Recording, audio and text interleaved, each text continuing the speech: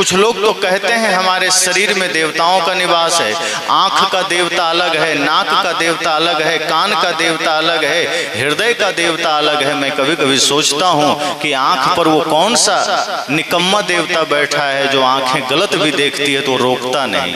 वो देवता कौन सा बैठा है? कम से कम उस देवता को आंखों की रक्षा तो करनी चाहिए कि आंख तो गलत दिशा में ना जाए। वो पैर में कौन देवता बैठा है जो जिन पैरों से आदमी चलकर शराब खाना चला जाता है, जिन पैरों से चलकर आदमी गलत जगह में चला जाता है, भगवान क्यों नहीं रोकता? सवाल यही है कि कबीरपंथी किस भगवान को मानता है। दुनिया जिन्हें मानती है कि ये परब्रह्म परमात्मा है, उनका कोई आधार भी नहीं है, उन्होंने कोई प्रमाण भी नहीं दिया। प्रमाण तब देना होता, मान लो कोई खुदा है, कोई गॉड है, कोई भगवान है, तो उनके उपस्थिति का प्रमाण ये होता कि व्यक्ति एक भाव में जीता, प्रेम में जीता, किसी के अंदर कोई विद्वेष का भाव नहीं होता, किसी के अंदर किसी भी प्रकार का विकार ना होता। एक भगवान अगर इच्छा कर ले कि मैं किसी को बुरा नहीं बनने दूंगा तो वो व्यक्ति बुरा कैसे बन जाएगा? भगवान की इच्छाओं के विरुद्ध जाकर के कोई बुरा बन सकता है? तो आदमी कहता है कि नहीं, भगवान पहले बुरा बनने देते हैं फिर संहार करते हैं। तो ये तो बड़ी मूर्खता वाली बात हो गई। अब आप रास्ते में आ रहे हैं, आप सही सलामत आ सकते हैं, लेकिन आपको पैर धोना है तो क्यों धोना है? गंदा है तभी तो धोना है। अब गंदा नहीं है तो जाकर के झूठे नाली में पैर डाल रहे हैं। अब नाली में डाल लिए अब धोना है, गोबर लगा लिए अब धोना है। अरे गोबर जब नहीं लगा है तो जबरदस्ती क्यों लगाना? नाली में क्यों डालना? गंदगी क्यों डालना? अब कपड़े साफ हैं, साबुन की जरूरत नहीं है, पानी में ही धोया जा सकता है, लेकिन नहीं, हमें तो साबुन से धोना है। अब साबुन से धोना है तो इसमें छींटे मारने पड़ेंगे, गोबर लगाने पड़ेंगे, तभी तो साबुन से धोएंगे। ये तो गलती करने का मौका देना हुआ, ये तो पाप करने का मौका देना हुआ कि भगवान पाप करने का मौका दे रहे हैं कि जाओ तुम दुष्ट बन जाओ, पापी बन जाओ, दुरात्मा बन जाओ, तुम सारे पाप करो, बाद में हम तुम्हारा हिसाब करेंगे। भगवान को चाहिए ये कि कोई आदमी अगर पाप के मार्ग पर जा रहा है तभी रोक दीजिए। माता पिता गुरु यही तो करते हैं। बच्चे अगर बिगड़ने को होते हैं तो माता पिता गुरु रोक देते हैं कि बेटा इस मार्ग पर मत जाना। वो तो उनके पास शक्तियां नहीं होती, वरना वो तो जाने ही ना थे, लेकिन फिर भी माँ बाप और गुरु सदैव प्रयासरत होते हैं कि अपनी संतानें कभी भी गलत मार्ग में ना जाइए। भगवान कैसे पिता हैं जो अपने बच्चों को पहले पापी होने देते हैं, चोर बनने देते हैं, अपराधी बनने देते हैं और बाद में आकर के कहते मैं तुम्हें दंड दूंगा। रावण को इतना पाप क्यों करने दिए? कंस को इतना पाप क्यों करने दिए? हिरण्यकश्यप हिरण्याक्ष को इतना पाप क्यों करने दिए? वो चाहते तो रोक सकते थे। कभी कभी मैं सोचता हूं कि ये लोग, अच्छा हुआ अंगुलीमाल भगवान बुद्ध के पास आए, कहीं गलती से उस समय राम जी के पास चले जाते तो मार ही देते। वो तो भगवान बुद्ध के पास गए, उन्होंने सुधार दिया, कहा नहीं तुम सुधर सकते हो, तुम्हारे भीतर परिवर्तन हो सकता है। अच्छा हुआ रत्नाकर ऋषियों के पास गए, कहीं कृष्ण के पास चले जाते चक्र से गला ही काट देते कि तुम सुधर नहीं सकते। जो भगवान है उन्हें मारने की जरूरत क्या है? जो सर्वशक्तिमान है उन्हें हत्या करने की जरूरत क्या है? उनकी इच्छाओं के सामने, उनके संकल्पों के सामने किसी भी पापी की इच्छा इतनी विराट कैसे हो जाएगी? मान लो जो सर्वशक्तिमान है, एक ही शब्द में सर्वशक्तिमान का मतलब उसकी इच्छा, उसकी शक्ति, उसकी कल्पना से आगे कोई तृण मात्र नहीं है। तो कोई सामने वाला व्यक्ति उनकी इच्छाओं का अतिक्रमण करके, उनके इच्छाओं का दमन करके, इच्छाओं को रौंद करके कैसे पाप कर ले जा रहा है। और आज भी यही बात है, इस संसार में जितने भी पाप हो रहे हैं, अगर हम यह कहते हैं कि भगवान की इच्छा के बिना कुछ नहीं होता तो सारे पाप का जिम्मेदारी भगवान की होनी चाहिए, वो किसी आदमी की नहीं होनी चाहिए।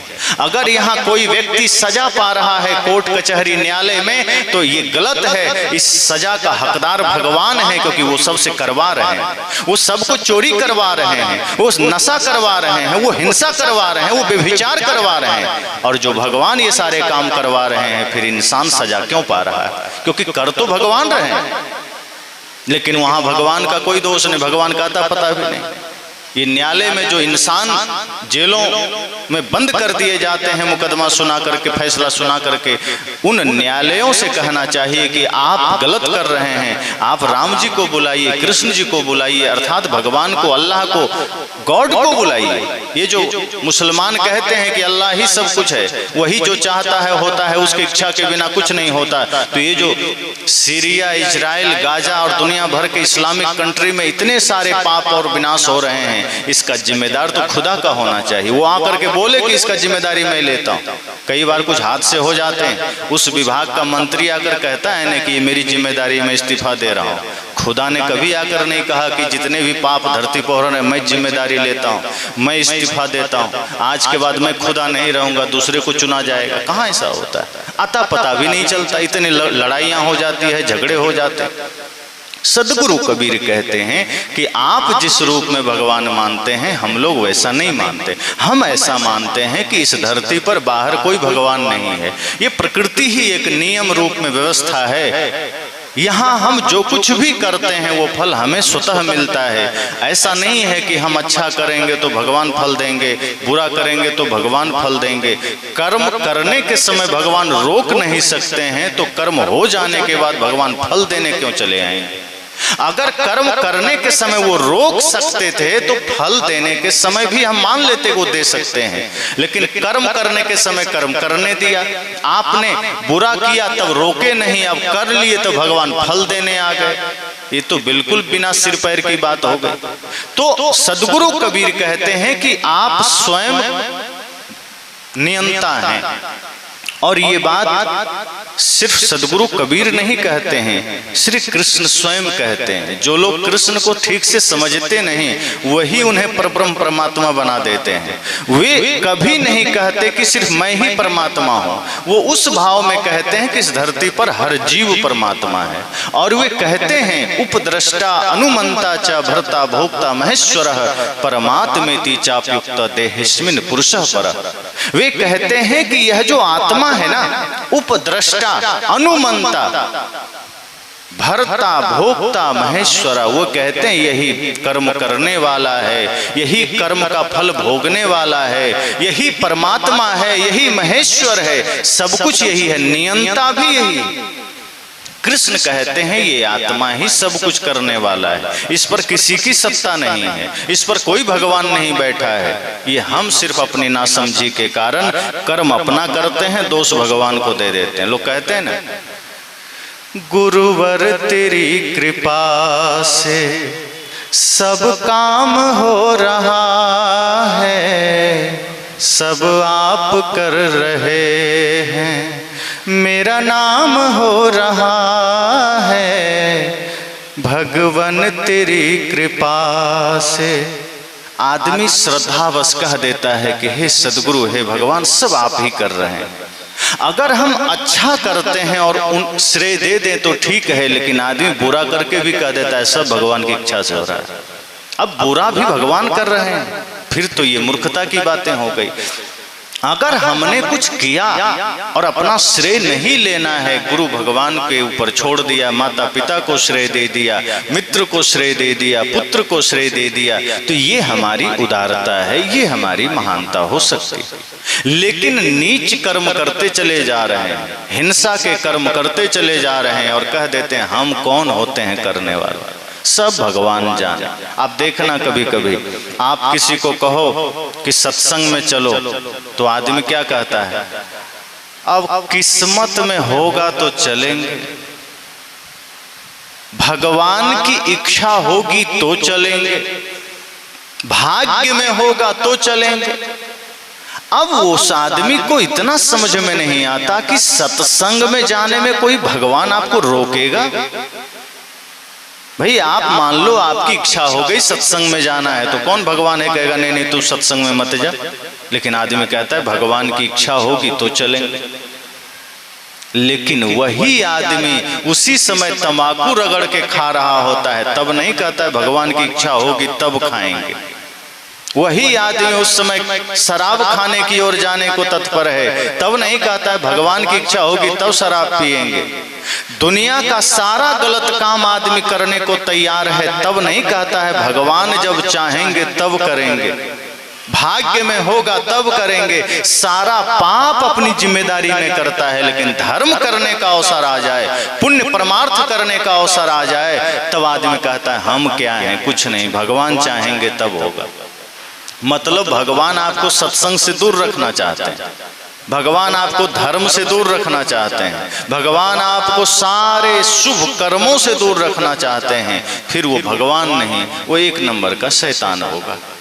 जो भगवान आपको धर्म से दूर करे, जो भगवान आपको सत्य मार्ग से दूर करे, वो भगवान काहेगा। जो आपके गलत मार्ग में जाने पर रोके नहीं, जो आपके शराब पीने पर रोके नहीं, जो आपके हिंसा करने पर रोके नहीं, वो भगवान नहीं हो सकता। या तो फिर ये कहना बंद कर दीजिए कि सत्संग में जाना है तो भगवान की मर्जी होगी तो जाएंगे।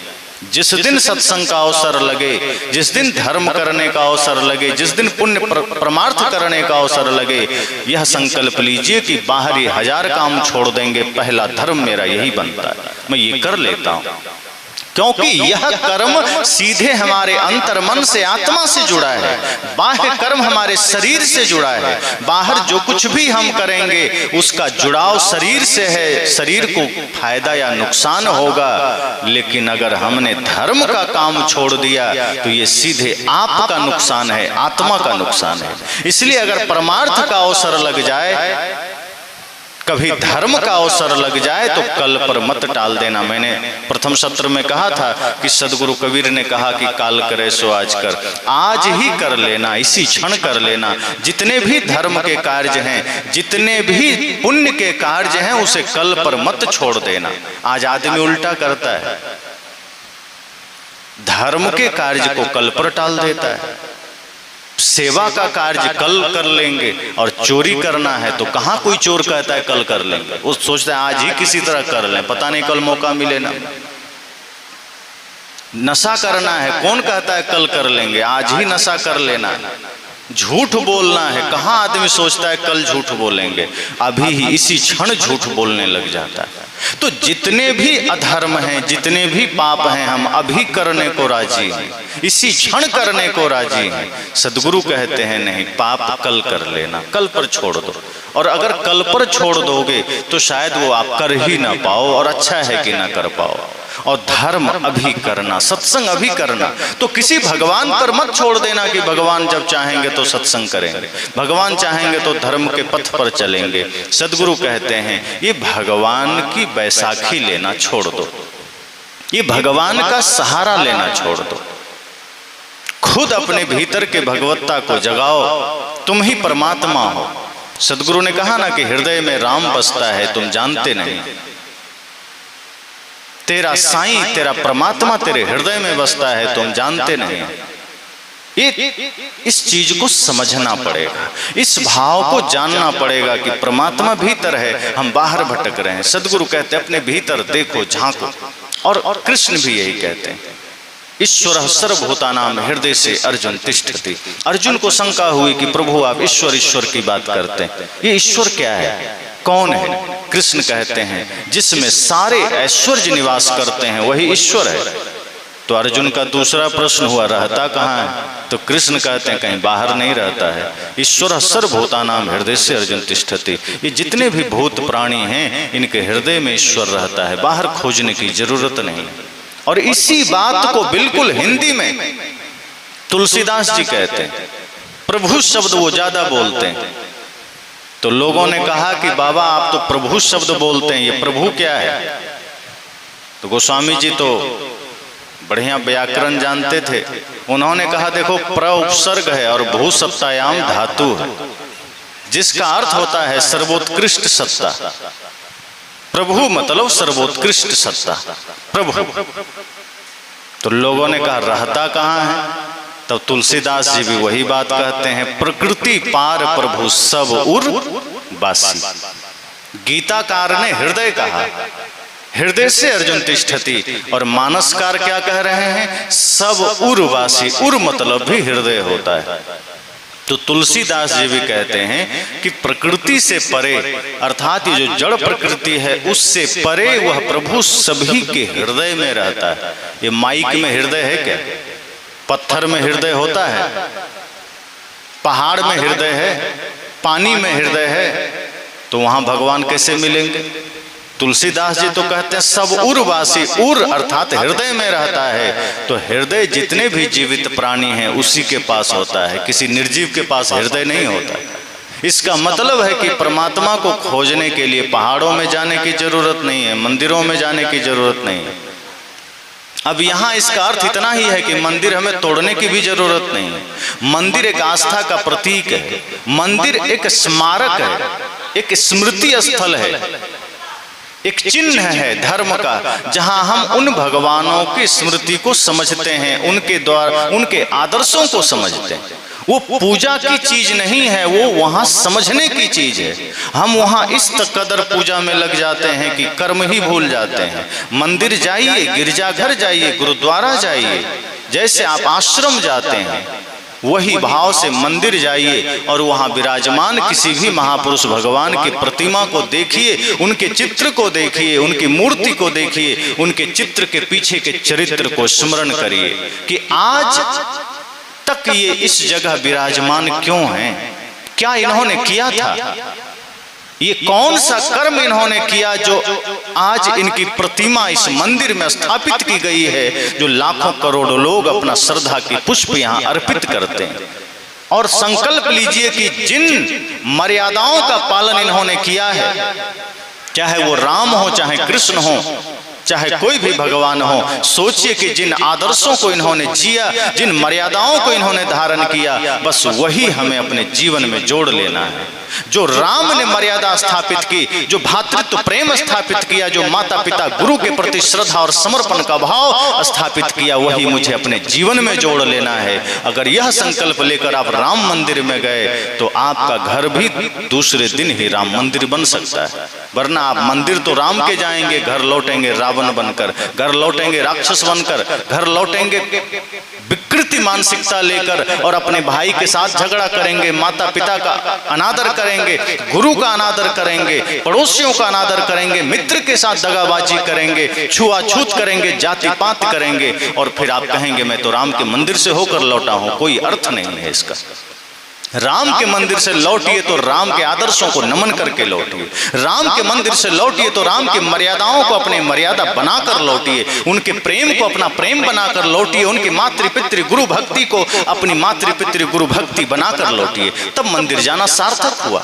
वरना मंदिर की यात्राएं होती रहेगी, कर्म में मंदिर ना उतर सकेगा। इसलिए मैंने कहा कि सदगुरु कबीर ने कहा कि बाहर तुम जिस रूप में भगवान मानते हो मैं वैसा नहीं मानता, इसलिए दुनिया ने उन्हें नास्तिक कह दिया। वे कहते हैं मैं सबके हृदय में भगवान मानता हूं, इसलिए सबसे बड़े आस्तिक सदगुरु कबीर साहब हैं, क्योंकि वो जैसा है वैसा मानते हैं, वो कल्पनाओं में नहीं जीते हैं, वे यथार्थ में जीते हैं। वे कहते हैं कि मैं यथार्थ बात करता हूं, मैं जैसा है वैसा कहता हूं, जो है वैसा कहता हूं, सबके घट में परमात्मा है, मैं ऐसा मानता हूं, ऐसा है भी। और इसलिए मेरी नजर में माता पिता गुरु ही भगवान हैं, अर्थात जितने भी जीव हैं उनके भीतर परमात्मा है, सब भगवान का स्वरूप है, सबके साथ प्रेम करो। इसलिए सदगुरु कबीर की करुणा विराट है। वे एक व्यक्ति, दो व्यक्ति, 100 व्यक्ति, 50 व्यक्ति, 1000 व्यक्ति तक सीमित नहीं है। वे तो कहते हैं मैं रोवूं इस जगत को, मोको रोवे ना कोई। अब सोचो, ये छोटी बात नहीं है, सुनने में छोटी लगती कि मैं रोवूं इस जगत को। कौन ऐसा होगा जो पूरे जगत को रोएगा? किसके भीतर इतना सामर्थ्य है? कोई अपने बेटा के लिए रोता है, कोई बेटी के लिए, कोई पत्नी के लिए, कोई पति के लिए, कोई माँ के लिए, कोई पिता के लिए, कोई किसी से प्रेम करता है, प्रेमी प्रेमिका के लिए, कोई धन के लिए, कोई पद के लिए। सदगुरु कबीर कहते हैं नहीं, इन सारे दायरों से मैं ऊपर हूं, मैं जगत के लिए रोता हूं।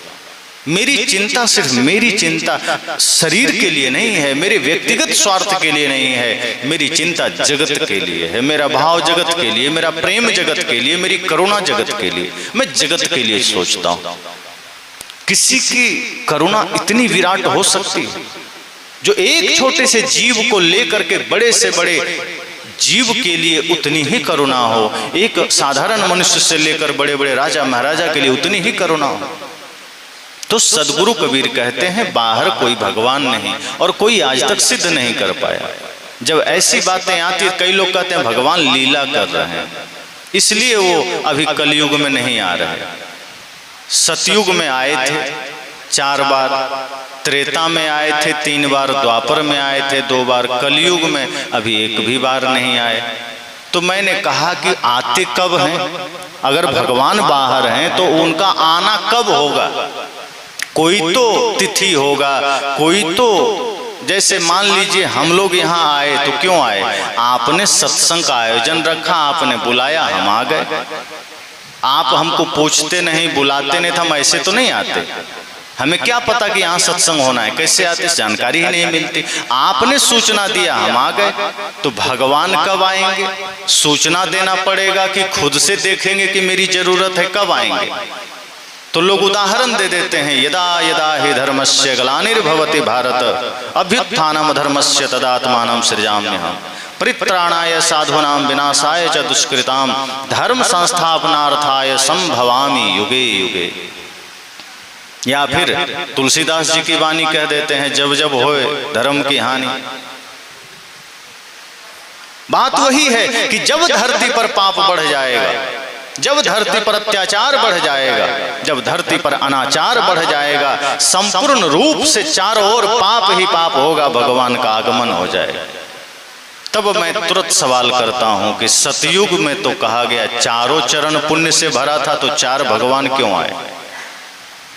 क्योंकि भगवान धरती पर आते हैं पाप बढ़ने पर। सतयुग में कौन सा पाप था? क्योंकि कहा गया सतयुग चारों चरण पुण्य से भरा हुआ है। तो जब सतयुग चारों चरण पुण्य से भरा है तो भगवान क्यों आ गए? क्या जरूरत पड़ गई? उसके बाद त्रेता में 3 चरण पुण्य है, 1 चरण पाप है, तो 1 भगवान को आना चाहिए, 3 आ गए। या तो उस समय काम कम रहा होगा, खाली बैठे होंगे, चलो चलते हैं, चल दिए, तो 3 भगवान आ गए। सतयुग में 4 आए, कौन कौन? मच्छ, कच्छ, बराह और नरसिंह। ये 4 भगवान कब आए? सतयुग में आए। और त्रेता में वामन, परशुराम और राम, ये 3 त्रेता में आ गए। अब द्वापर का मामला थोड़ा ठीक जचता है। उसमें कहते हैं कि 2 चरण पुण्य है, 2 चरण पाप है, तो कृष्ण बलराम को अवतार मानते हैं कि 2 आ गए, बात समझ में आती है। एकदम मामला गणित में फिट है कि ठीक है कृष्ण बलराम उस समय आए, क्योंकि 2 पाप है, 2 पुण्य है। पर कलयुग तो चारों चरण पाप से भरा हुआ है, अब तक भगवान क्यों नहीं आए? तो लोगों ने कहा कि जब उनके भक्त संकट में होते हैं तब भगवान आते हैं। तो कितने बार हमारे देश में संकट आए हैं, कभी जगन्नाथपुरी में, कभी द्वारिकापुरी में, कभी केदारनाथ में, कभी बद्रीनाथ में, कभी अयोध्या धाम में कितने संकट आए हैं। कभी अमरनाथ यात्रा में कितने हमले हुए, कितने बार बम फोड़े गए, भगवान नहीं आए। चलो ये तो छोटी बात है, 10, 20, 50 आदमी की बात है। भगवान प्रहलाद के लिए आ गए। कभी कभी मैं सोचता हूँ भगवान भी सच में लगता है एकदम भारत से मुंह मोड़ लिए। प्रहलाद के बुलावे पर भगवान आ गए। जरा विचार करना, प्रहलाद कौन है? हिरण्यकश्यपु का बेटा है।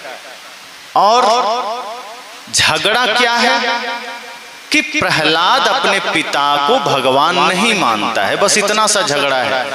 और उसका पिता कहता है कि नहीं तुम मुझे भगवान मान, तुम विष्णु को मत मानो। वो कहता है नहीं मैं विष्णु को भगवान मानूंगा, वही मेरे आराध्य हैं, नारायण ही मेरे भगवान है। अब पिता पुत्र का झगड़ा है, कोई राष्ट्रीय झगड़ा नहीं है, कोई गांव का भी झगड़ा नहीं है कि बहुत बड़ी मानवता का हानि हो रहा हो। एक पिता बाप बेटे का झगड़ा है, लेकिन भगवान वहीं से दूरबीन से देख रहे हैं कि बाप बेटे का झगड़ा है। बेटा पर जब बाप भारी पड़ा, भगवान चले आए। लेकिन जब गुरु गोविंद सिंह के 2 बच्चे दीवार में चुनवाए जा रहे थे, बात राष्ट्रीय बात था, देश का बात था, उनके 2 बच्चे मुसलमानों ने दीवार में चुनवा दिए, तब भगवान क्यों नहीं आए? कभी आपने सोचा?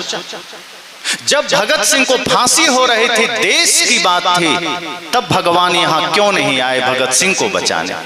जब खुदीराम बोस को फांसी हो रही थी, तब भगवान क्यों नहीं आए? जब लक्ष्मीबाई अपने राष्ट्र की रक्षा करते करते शहीद हो रही थी, तब भगवान क्यों नहीं आए?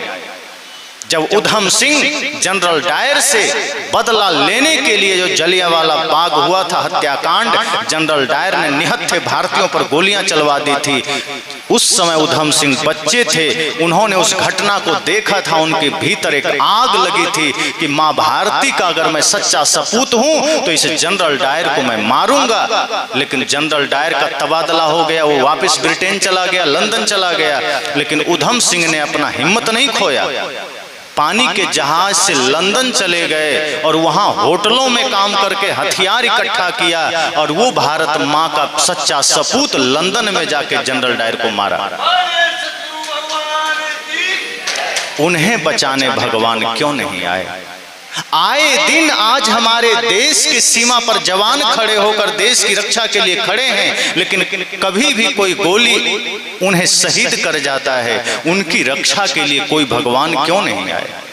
ये व्यक्तिगत झगड़ों में भगवान बड़ा रुचि रखते थे, बाप बेटे का झगड़ा हो, परिवार का झगड़ा हो, बड़ा इंटरेस्ट लेते थे कि दौड़ के चले आते थे, कहीं भी कुछ हो दौड़ के चले आते थे, खंभा फोड़ के भगवान आ गए। लेकिन दीवार फोड़कर भगवान क्यों नहीं आए?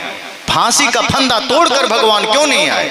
हमारे 7 लाख वीरों ने शहादत दी इस देश के लिए, उन्हें बचाने के लिए भगवान क्यों नहीं आए? तब मैं पूछता हूं लोगों से, तो कहते हैं तो भगवान की लीला जब आए तब आए, जब आए तब आए, ये क्या मजाक है? सदगुरु कहते हैं मैं ऐसे भगवान को नहीं मानता। और सच तो यह है कि भगत सिंह जब फांसी के तख्त पर जा रहे थे तो देशवासियों को संदेश देकर गए थे। क्या संदेश देकर गए थे? कर चले हम फिदा जाने तन साथियों, अब तुम्हारे हवाले वतन साथियों। उन्होंने ये नहीं कहा कि अब हनुमान जी के हवाले वतन साथियों, उन्होंने ये नहीं कहा कि अब राम जी के हवाले वतन साथियों, अब शिव जी के हवाले वतन साथियों। उन्होंने जाना, और भगत सिंह ने इसलिए कहा मैं नास्तिक हूं। लोगों ने उन्हें कहा कि तुम भगवान क्यों नहीं मानते? भगत सिंह ने कहा 800 साल मुगलों ने इस देश को गुलाम बना के रखा, भगवान कहाँ थे? और अभी अंग्रेजों के भयंकर दास्ता को हम झेल रहे हैं, हमारे लाखों लोग मारे जा रहे हैं, भगवान कहाँ है? क्यों नहीं आता? तो क्या भगवान अच्छे में ही आएंगे? आज देश संकट में है, भगवान कहाँ है? भगत सिंह ने कहा इसलिए मैं भगवान को मानता ही नहीं। इसलिए उन्होंने कहा कि अब तुम्हारे हवाले वतन साथियों। और वे कहते हैं कि मेरे देशवासियों, हाथ जोड़कर भगवान के भरोसे मत बैठ जाना, वरना स्थिति फिर बिगड़ सकती है। अगर हाथ जोड़कर भगवान के भरोसे बैठ गए तो बहुत पीछे चले जाओगे, और वैसे भी हमारा देश बहुत पीछे चला गया। शक्ति का देवता हमारे देश में, कालों के काल महाकाल हमारे देश में, विद्या की देवी हमारे देश में, धन की देवी हमारे देश में, और फिर भी हमारा देश सबसे पीछे खड़ा है। जिस अमेरिका में कोई लक्ष्मी की पूजा नहीं होती, वो दुनिया का पावरफुल देश बना हुआ है। जिस चीन में, जिस रूस में कोई शिव जी की पूजा नहीं होती है, शक्तिशाली है, संपन्न है, अमेरिका और रूस मिलाकर ही 11-12 हजार परमाणु बम बनाकर बैठा है, कोई आंख उठाकर नहीं देख सकता। सोचो, शक्ति उनके पास है, पूजा हम करते हैं, शक्ति वहां है। विद्या की देवी की उपासना हम करते हैं, विद्या जापान में है, चीन में है, यूरोप में है। आज तक हमने एक बढ़िया यूनिवर्सिटी नहीं बना पाया जो विश्व स्तर का हो, उसे भी खोजने हमें यूरोप और अमेरिका जाना पड़ता है। तो भगत सिंह ने कहा कि मेरे देशवासियों, मैं तुम्हें सौंप कर जा रहा हूं, मैं तुम्हें संबोधित करके जा रहा हूं, इस देश को तुम्हें संभालना है। इस उम्मीद पर मत रहना कि कोई बाहर से आ जाएंगे, और शायद राम भी ये नहीं चाहते होंगे कि तुम मेरे भरोसे रहना, क्योंकि राम भी आपके भीतर के ही राम को जगाना चाहते हैं, कृष्ण भी आपके भीतर के ही कृष्ण को जगाना चाहते हैं। इसलिए तो किसी ने कहा चलो राम के पद चिन्हों पर, अब राम हमें बनना होगा, चलो राम के पद चिन्हों पर, अब इतिहास बदलना होगा, अब राम बनकर जीना पड़ेगा। अब प्रतीक्षा मत करो। राम के जीवन में संकट आया, कहां प्रतीक्षा किया, खुद उन्होंने उसका सामना किया, खुद उसका प्रतिकार किया। अगर देश समाज पर कोई संकट आ जाए तो हाथ जोड़कर ऊपर मत ताकने लग जाना, बल्कि उसी देशभक्ति गीत के लास्ट की पंक्तियां सुनिए। क्या कहा उन्होंने? खींच दो अपने खून से जमी पर लकीर, इस तरफ आने पाए न रावण कोई, तोड़ दो हाथ अगर हाथ उठने लगे, छूने पाए न सीता का दामन कोई, राम भी तुम्हें लक्ष्मण साथियों, अब तुम्हारे हवाले वतन साथियों। उन्होंने कहा कि अब अपने आप को ऐसा बनाना कि जैसे राम तुम ही हो, लक्ष्मण तुम ही हो, और जब तुम ही राम बनकर जियोगे, तुम ही लक्ष्मण बनकर जियोगे, तो फिर दोबारा कोई रावण हमारी माँ बहन बेटियों के तरफ हाथ बढ़ाने का सामर्थ्य लेकर नहीं आ सकता है। एक भूल हो गई तो हो गई, जो कभी रावण ने माँ सीता पर किया था, लेकिन अगर आज तुम राम बन जाओ, अगर घर घर राम का सामर्थ्य इकट्ठा कर लो, प्राप्त कर लो, तो दोबारा अपने ही माँ बहन बेटियों पर कुदृष्टि करने वाले पहले 1000 बार सोचेंगे। लेकिन आज क्यों ऐसा है? आज जब कोई बहन रास्ते में निकलती है तो उसे ये गर्व महसूस क्यों नहीं होता कि बगल कोई युवक खड़ा है, तो उसके भीतर ये भाव जागृत हो सके कि मेरा ही कोई भाई खड़ा है, मैं निश्चिंत होकर जा सकती हूँ। और अगर कोई युवक खड़ा है तो उसे ये महसूस क्यों नहीं होता कि मेरी ही कोई बहन जा रही है, सुरक्षित इसे घर पहुंचा देना है। ऐसा क्यों नहीं होता? अपने ही मोहल्ले, अपने ही गांव, अपने ही शहर के लड़कों से आज हमारी बहनें क्यों भयभीत हो जाती हैं? क्योंकि कहीं ना कहीं उन युवाओं में जो देश के कर्णधार बन सकते हैं, उन युवाओं में जो देश का नेतृत्व कर सकते हैं, कहीं ना कहीं वो राक्षसी, वो दैत्य दानवी प्रवृत्ति ने डेरा डाल दिया है, जो दूसरों पर कुदृष्टि करने पर बाध्य कर रही है। इसलिए मैंने कहा कि भगवान अगर मानना है तो इस रूप में मानो कि सबके अंदर भगवान है, फिर कोई किसी के साथ बुरा नहीं करेगा। तो सदगुरु कबीर ने कहा कि तुम जिस रूप में भगवान मानते हो, मैं वैसा मानता ही नहीं, क्योंकि वैसा है ही नहीं। मैं ये मानता हूं कि जितने भी जीवित प्राणी हैं वो भगवान हैं, और इस रूप में माता पिता गुरु सब भगवान है। छोटे छोटे बाल गोपाल ही नंद गोपाल हैं, उन्हीं को उस भाव से मानिए, उन्हीं को दिव्य संस्कारों से सजाइए। लेकिन आप भगवान कृष्ण के मंदिर जाएंगे, वहां मक्खन खिला कर आएंगे, और अपना बेटा चुपके से गुटखा खा रहा है, आपको ख्याल भी नहीं है। आप बाहर बैल पर जाकर घी लपेट कर आएंगे, जो पत्थर का बैल है, और ओरिजिनल बैल आपके खेत में आ जाए तो लाठी से भगा देंगे कि क्यों आ गया। पत्थर का चूहा गणेश जी के मंदिर में है तो मोदक खिलाने जाएंगे, और ओरिजिनल चूहा के लिए चूहादानी और दवाई लेके मारेंगे। पत्थर का सांप शिव जी के गले में है, उसको दूध पिलाने जाएंगे, ओरिजिनल नाग कहीं घर में आ जाए तो मारने लगते हैं। सदगुरु कहते हैं सजग हो जाइए, अपने ही बालकों में, अपने ही संतानों में भगवान का दर्शन करके तो देखो। एक माता पिता के लिए संतों ने कहा है कि माता पिता की वाणी सत्य होती है अपने पुत्र के लिए, लेकिन आज माता पिता अपने बच्चों के लिए सजग नहीं है, जागरूक नहीं है। वे भरोसे में है कि कुछ हो जाएगा, अपने हो जाएगा। इसलिए आपके बच्चे पढ़ लिख करके विद्वान तो बन जाते हैं, वो चरित्रवान नहीं बन पाते, वो सच्चा इंसान नहीं बन पाते। वे पढ़ लिख कर धनवान तो बन जाते हैं, लेकिन वो सच्चा इंसान नहीं बन पाते। क्या होगा पढ़ाई का? संतों ने कहा एक अच्छी शिक्षा आपके बच्चे को डॉक्टर बना देगी, इंजीनियर बना देगी, वकील बना देगी, लेकिन इंसान तो नहीं बना पाएगी। इंसान तो माता पिता के प्रबल संस्कारों से बनेगा, आपके प्रयासों से बनेगा, आपके मेहनत से बनेगा। इसलिए मैंने कहा सजग हो जाइए और इस भरोसे मत रहिए कि बाहर कोई भगवान है। अगर आप ये मानते हैं कि आप मंदिर में भगवान मान करके आस्तिक हो गए, सदगुरु कबीर कहते हैं आप सबसे बड़े नास्तिक हैं। आस्तिक होने का मतलब है कि आप अपने होने को स्वीकार करिए कि आप हैं, आप कुछ कर सकते हैं, आप सही करिए, प्रेम के मार्ग पर चलिए, धर्म के मार्ग पर चलिए। जब भी मैं धर्म की बात करता हूं कि धर्म के मार्ग पर चलिए, तो इसका अर्थ इतना ही समझ जाना कि वो मार्ग प्रेम का होगा, वो मार्ग सत्य का होगा, वो मार्ग अहिंसा का होगा, वो मार्ग करुणा भक्ति का होगा। जब मैं कहता हूं धर्म के मार्ग पर चलिए, तो इसका अर्थ यह नहीं होता कि हिंदू धर्म पर या इस्लाम या बौद्ध या जैन या ईसाई, नहीं, वैसे भी ये धर्म नहीं है, ये मजहब है। धर्म तो सिर्फ इंसानियत है, मानवता है, जो कह लीजिए, प्रेम है, सत्य है। सदगुरु कबीर कहते हैं जहां दया तहां धर्म है। वे नहीं कहते जहां हिंदू तहां धर्म, वे नहीं कहते जहां इस्लाम तहां धर्म है, कि जहां बौद्ध तहां धर्म है। वे कहते हैं जहां दया तहां धर्म है। सदगुरु कबीर ने दया को धर्म कहा, तुलसीदास जी ने सत्य को धर्म कहा। धर्म न दूसर सत्य समाना, कि जहां सत्य है वहीं धर्म है। लेकिन किसी ने कहा कि तुलसीदास जी आपने सत्य को धर्म कहा, थी अहिंसा क्या है?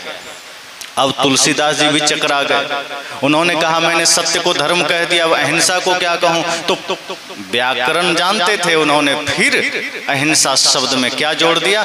परम धर्म श्रुति विदित अहिंसा, परम शब्द जोड़ दिया कि बाकी सब तो धर्म है, लेकिन जहां अहिंसा है वो परम धर्म है, श्रेष्ठ धर्म है। तो हमारे संतों ने सत्य को धर्म कहा, दया को धर्म कहा, प्रेम को धर्म कहा और अहिंसा को धर्म कहा। तो जब भी मैं धर्म की बात करता हूं या हमारे ऋषि मुनि महर्षि धर्म की बात करते हैं, उसका अर्थ इतना ही होता है कि वह मार्ग जो प्रेम का है, वह मार्ग जो सत्य का है, अहिंसा का है, करुणा का है। तो अगर हम प्रेम के मार्ग पर हैं, सत्य के मार्ग पर हैं, तो हम धार्मिक हैं।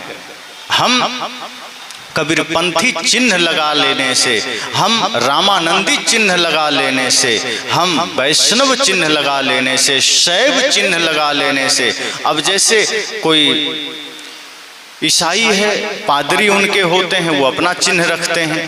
हम लोग कबीरपंथी संत हैं, तो कबीरपंथ की पहचान है सफेद कपड़ा पहनना। हालांकि ये जैन धर्म में भी है, जैन संत भी पहनते हैं, अन्य भी कुछ पहनते हैं। लेकिन यह वस्त्र क्या पहचान है? वस्त्र हमारा परिचय है। सदगुरु कहते हैं ज्ञान आपका परिचय है। वेश देख मत भूलिए, बूझ लीजिए ज्ञान, बिना कसौटी होत नहीं कंचन की पहचान। किसी भी व्यक्ति की पहचान उसके कर्म से है, उसके ज्ञान से है, उसके व्यक्तित्व से है। तो सदगुरु कहते हैं आप अपने व्यक्तित्व को निखारिए, तब समझना कि आपने अपना कर्तव्य पूरा किया। जब माता पिता योग्य होंगे, उनका व्यक्तित्व निखरेगा, उनका जीवन पवित्र बनेगा, तो वही आदर्श उनके संतानों में उतरेगा। और जब आपके संतान भी आदर्शवान होंगे, आपकी संतानें भी चरित्रवान होंगे, इंसान बनेंगे, तब आपका कर्तव्य पूरा हो सकता है। और फिर आपने कुछ किया। अगर आप हाथ पर हाथ धरे बैठे रह गए कि प्रभु कृपा करना, कि बेटे को योग्य बना देना, तो प्रभु कृपा नहीं करेंगे। क्योंकि जिन प्रभु से आप आशीर्वाद मांग रहे हैं, उन्हें खुद वन में जाकर के बहुत मेहनत करनी पड़ी थी। जिस कृष्ण से आप कृपा मांग रहे हैं, उन्हें खुद जीवन भर बहुत संघर्ष करना पड़ा था। वे कृष्ण संघर्ष करके ये प्रेरणा हमें देते हैं कि तुम्हें भी करना पड़ेगा। अगर तुम प्यासे हो तो तुम्हें भी कुआं तक जाना पड़ेगा, तुम अगर दुख में हो तो तुम्हें भी डॉक्टर के पास जाना पड़ेगा। ये बैठकर कुछ नहीं होता। तो सदगुरु कबीर कहते हैं कि नास्तिक वो है जो सत्य को अस्वीकार करता है, जो पत्थर में तो भगवान मानता है लेकिन जिंदा में भगवान नहीं मानता, वो एक नंबर का नास्तिक है। और आस्तिक वह है जो सत्य मानता है, जो समस्त जीवों में परमात्मा को देखता है, जो सभी प्राणियों में भगवान को देखता है, जो माता पिता गुरु का सम्मान करता है। समझना उसी में वही नास्तिक नहीं बल्कि आस्तिक है। और आप देखें ज्यादातर यही चलता है कि जो आदमी इस धरती पर न्याय दर्शन को मानता है, योग दर्शन को मानता है, मीमांसा दर्शन को मानता है, वैशेषिक दर्शन को मानता है, या फिर वेदांत दर्शन को मानता है, वही सिर्फ आस्तिक है। अब उस दर्शन को मान करके क्या मिल जाएगा? अगर हम किताब पढ़ते हैं और किताब के अनुसार जीवन नहीं है, मान लीजिए वेद की बात कर रहे हैं, वेद का ही सब बाद का अंग है वेदांत, तो वेद अगर हम मान रहे हैं तो वेद का मुख्य वाक्य क्या है? अहं ब्रह्मास्मि, तत्त्वमसि, अयम आत्मा ब्रह्म, प्रज्ञानम ब्रह्म, ये 4 महावाक्य वेद के हैं। कितने लोग मानते हैं? तो जो वेद पढ़ रहे हैं वो भी नहीं मान रहे हैं। अहं ब्रह्मास्मि मतलब वेद के ऋषि कहते हैं कि आत्मा ही ब्रह्म है, अर्थात मैं ही ब्रह्म हूँ। लोगों ने कहा फिर हम लोग कौन हैं? तो ऋषि कहते हैं तत्त्वमसि, तुम भी वही हो, कोई फर्क नहीं। तो एक आदमी ने कहा कि ये ऐसा कैसे हो सकता है? हम तो साधारण जीव हैं, परमात्मा कैसे हो सकते हैं? और परमात्मा है तो हमारे जीवन में दुख क्यों है?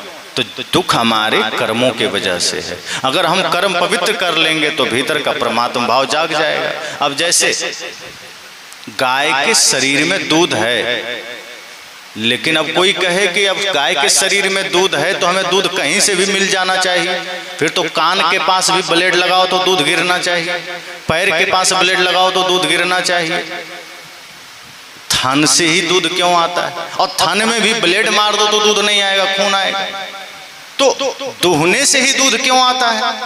इसी तरह मेहंदी के पत्ते में लाल रंग है, लेकिन तोड़ तोड़ के देखो तो कहीं लाल दिखेगा नहीं। तो इसी तरह आदमी कहता है अगर हम ही परमात्मा हैं, हमारे भीतर परमात्मा है, तो हम दुखी क्यों हैं? तो दुखी हम अपने कर्मों के वजह से हैं। जैसे मेहंदी के पत्ते को पाट पर पिसा जाता है, हम भी इसी तरह से ज्ञान के शिला पर जब अपने मन को पीसते हैं, बार बार पीसते हैं, और जब हम पर ज्ञान का, प्रेम का, भक्ति का रंग चढ़ता है, तब यह आत्मा परमात्मा रूप में जागृत होता है। और जब परमात्मा रूप में जागृत होता है तो सारे दुख मिट जाते हैं। लेकिन जब तक हम तपस्या नहीं करेंगे, ध्यान नहीं करेंगे तो कैसे होगा? अब कोई विद्यार्थी पढ़ रहा है, मान लीजिए आपके बगल में किसी कॉलेज में या विश्वविद्यालय में पढ़ रहा है। अब जब पढ़ रहा है तो क्या है? छात्र है, विद्यार्थी है। अब उसका नाम राम है, वो पढ़ रहा है, वो विद्यार्थी है। अब 2-4-5 साल के बाद पढ़ करके वो प्रोफेसर हो गया। अब कोई आदमी अब जाए कि राम नाम का विद्यार्थी से मैं मिलना चाहता हूं, तो मिलेगा वहां? राम नाम का विद्यार्थी नहीं मिलेगा। तब क्या परिचय देना होगा? अब वो कहे कि मैं राम नाम के विद्यार्थी से मिलना चाहता हूं, तो वहां के लोग क्या कहेंगे कि यहाँ राम नाम का कोई विद्यार्थी नहीं है, हाँ राम नाम का प्रोफेसर है। तो वो आदमी कहे नहीं नहीं, प्रोफेसर से हमें नहीं मिलना है, हम तो विद्यार्थी से मिलना चाहते हैं। तो आदमी कहेगा विद्यार्थी है ही नहीं, लौट जाओ, अब यहाँ प्रोफेसर है राम नाम।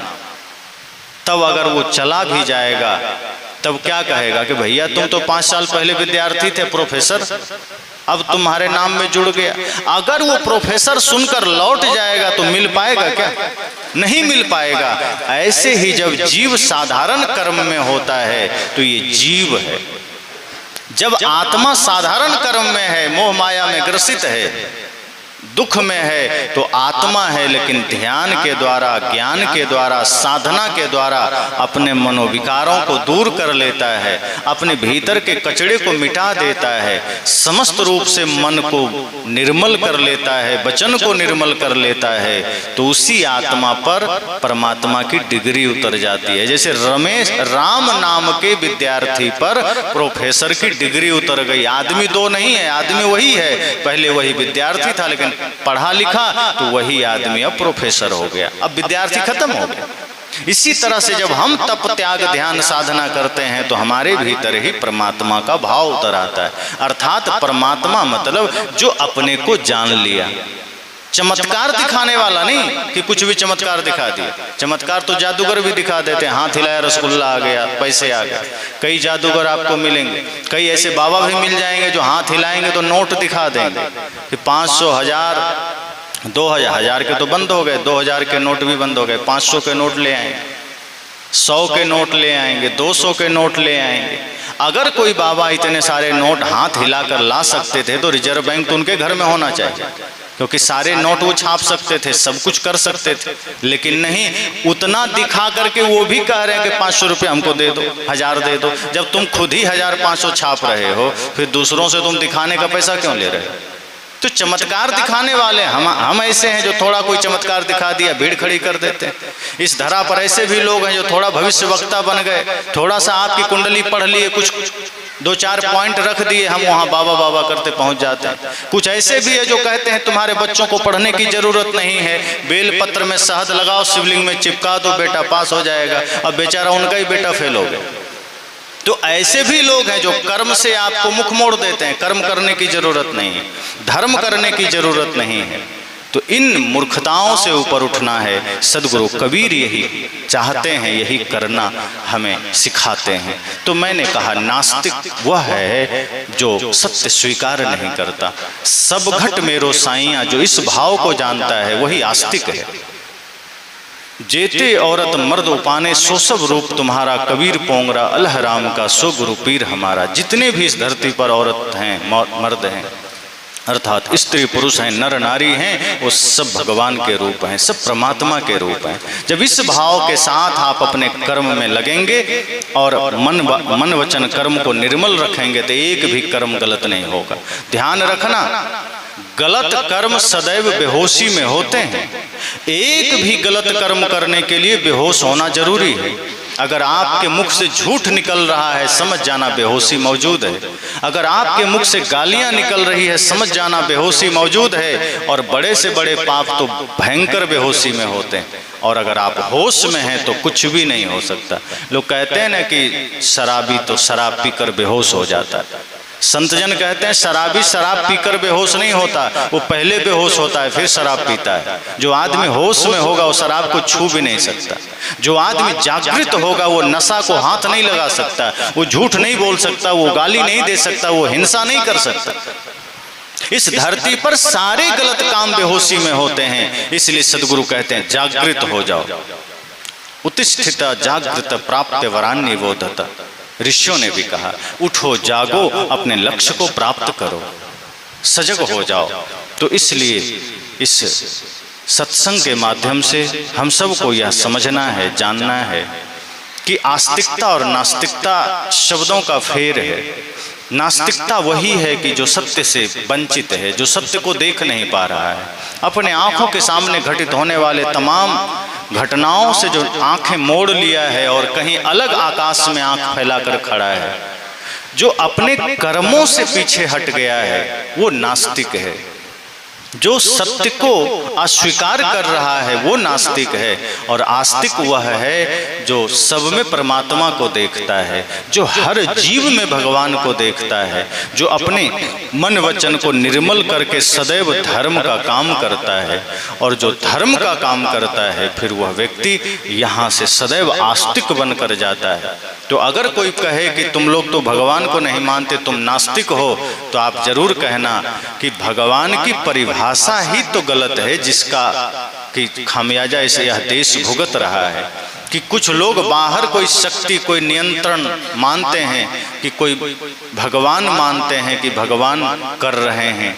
लेकिन सत्य तो ये है कि वैसा कोई भी भगवान, वैसी कोई भी शक्ति बाहर नहीं है। वो होते तो आज भी केदारनाथ जाने में एक हेलीकॉप्टर क्रैश हो गया, रेल दुर्घटना हो जाती है, प्लेन दुर्घटना हो जाती है, भीड़ में इतने भगदड़ हो जाते हैं, महाकुंभ में भगदड़ हो जाते हैं।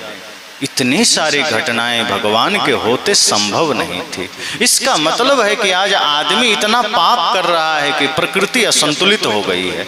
ये जो कोरोना जैसी महामारी आती है तो ये कोई स्वाभाविक नहीं है, ये आदमी के पापों का फल है। जब हम प्रकृति के साथ छेड़छाड़ करते हैं, जब हम प्रकृति को असंतुलित कर देते हैं, तो ये संपूर्ण प्रकृति संतुलन बनाने के लिए फिर थोड़ा सा भी करवट बदलती है तो कभी सुनामी आ जाती है, कभी भूकंप आ जाता है, कभी कोरोना जैसी महामारी आ जाती है, कभी रेल दुर्घटना हो गया, कभी प्लेन क्रैश कर गया, कभी कुछ बीमारी आ जाएगी। ये होते रहेगा।